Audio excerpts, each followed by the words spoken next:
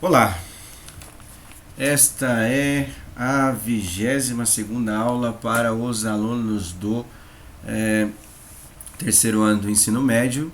O tema vai ser logaritmo e funções logarítmicas, tá? Então, assim, é um tema do primeiro ano. Geralmente ele cai novamente, né, lá no final do terceiro bimestre, algumas coisas que a gente estuda as funções exponenciais, mas na prova da AAP 2020, primeiro bimestre do terceiro ano, tem a questão 16 que aparece uma função logarítmica, que é uma função, obviamente, que tem um logaritmo lá no meio. Então aí precisa saber, tá? Não é do nível mais difícil que tem de logaritmo, porque ele só pede para calcular o logaritmo. E aí eu vou dar um exemplo, vamos fazer uma questão do Enem 2011 que trata desse tema. Tá, eu não coloquei ela lá no arquivo, porque eu achei que ia ficar muito grande, então eu vou só colocar o exemplo, aí vocês façam a resolução para dar uma lembrada, né? No primeiro ano, foi aquela sala fatídica, né? Foi bem difícil, né? Foi poucas aulas que a gente teve, então a gente acabou meio que não trabalhando esse tema como deveria. E aí agora tem a oportunidade de resgatar essa habilidade aí, tá? Então eu vou fazer o seguinte, eu vou relembrar como calcula o logaritmo, que é o logaritmo e tal, e depois nós vamos ver um exemplo da função logarítmica aplicada a um problema mais comum aí, é um problema que equivale a calcular energias de terremoto, né? Usa-se o logaritmo hoje, tá? Nesses tempos atuais e tenebrosos. E aí, assim, tem também as propriedades, eu vou ver se tem, não sei como é que vai ser, aqui é bem básico, mas tem também as propriedades do logaritmo que usa-se mais também, né? Algumas questões eu dei uma olhadinha, sempre caiu uma questão, tá? No Enem sobre esse tema, eu tentei dar uma olhadinha assim nos outros para ver se tinha, achei essa de 2011, então todas as outras, para fazer o exercício, precisaria saber as propriedades do logaritmo, senão você não conseguiria resolver. Então, sem mais delongas, vamos lá. Então aqui eu coloquei aqui o como que faz, né, a representação do logaritmo. A palavra logaritmo significa razão entre dois números, e a gente tem os números denominados como b e a. Esse b ele é chamado de logaritmando, e o a é a base do logaritmo. Base lembra o que? Lembra potência, não é isso? E aí tem o x lá que seria a resposta. Como que se calcula o logaritmo? É o que está usando aí, tá vendo? Esse a ele vai representar uma base, né, dessa potência, e vai ser igual a um número b que nós vamos colocar aí. Parece difícil, mas não é muito difícil não. Mas basicamente, para que serve o logaritmo? O logaritmo ele serve para você calcular o tipo de equações chamadas de equações exponenciais. São as equações que você tem a letra no expoente, tá? Então aí você pode usar as propriedades de potência ou usar o logaritmo para poder calcular, tá? Então assim, o que eu vou fazer? Eu coloquei alguns exemplos para dar uma lembrada de como calcular. Aí era bom vocês colocarem aí no caderno. Eu vou fazer na lousa 2, e aí vou deixar 2 para vocês poderem fazer para dar uma lembrada, tá? Então são esses os exemplos, a gente vai desmontar esse logaritmo e usar as propriedades de potência para poder calcular, tá? Então a ideia de potência e logaritmo estão relacionadas, né? Então, só frisando de novo, então eu uso o logaritmo quando eu quero saber o valor que está no expoente, são as equações exponenciais, tudo bem? Aí tem esses exemplos, eu vou ver qual que eu vou fazer, os dois primeiros, não sei, eu vou ver, aí eu faço na lousa 2, deixo 2 para vocês fazerem.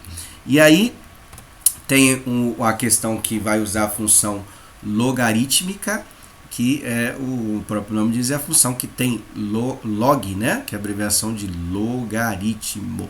Lembrando, tá lá embaixo, lá na fórmula, já tá lá, tá log de 10. Eu posso colocar log de 10, mas, que é o chamado logaritmo decimal, mas se aparecer só a palavra log, já é o logaritmo de 10, tá? Então é importante saber isso daí. Nessa prova ele colocou a base 10, mas não é necessário colocar 10, que é a mais usada. É mais ou menos igual quando a gente faz a raiz quadrada, né? A gente não fica colocando 2, só coloca outro número quando não é o 2, que é a raiz mais utilizada, é a raiz quadrada, tá? Então tem essas notações aí, tá? Só para ficar esperto aí caso a gente for fazer outros exercícios.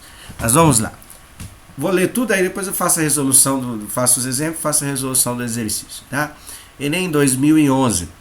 A escala de magnitude de momento, abreviada como MMS, é denotada com MW. Introduzida em 1979 por Thomas Hanks ou Hiro Kanamori. Se eu pronunciei errado, me desculpe, mas acho que é isso aí. Substituiu a escala de Richter para medir a magnitude dos terremotos em termos de energia liberada. Então essa escala Richter, vocês já ouviram falar, né, que vai medir o tremor da Terra, né, de acordo com a energia liberada pelo terremoto, tá? Tremor de terra. Medidos menos conhecidos pelo público, a MMS é, no entanto, a escala usada para estimar as magnitudes de terremotos, de todos os grandes terremotos da atualidade. Assim como a escala Richter, a MMS é uma escala logarítmica. MW e MO, ou M0, tá? M0 se relacionam pela fórmula, aí tá lá a fórmula, né, que foi colocada. O que tem diferente dela aí é o log, né, o log de 10, logaritmo decimal. O MO, ele já falou que é o instante, né, é o momento daquela magnitude lá, o instante inicial, o instante zero, e o MW é a energia gerada por esse terremoto aí, a magnitude gerada por esse terremoto. A escala geralmente é usada em Joule, né? Energia de força aqui, mas não tem nada que é temas de física. Então vamos lá. Onde MO é o momento sísmico, usualmente estimado a partir dos registros de movimento da superfície, através dos sismogramas. Acho que é um aparelho, alguma coisa assim, alguma unidade. Sei lá, não falou aí, então vamos continuar o baile. Cujas unidades é DINA CM. Deve ser uma homenagem a alguém.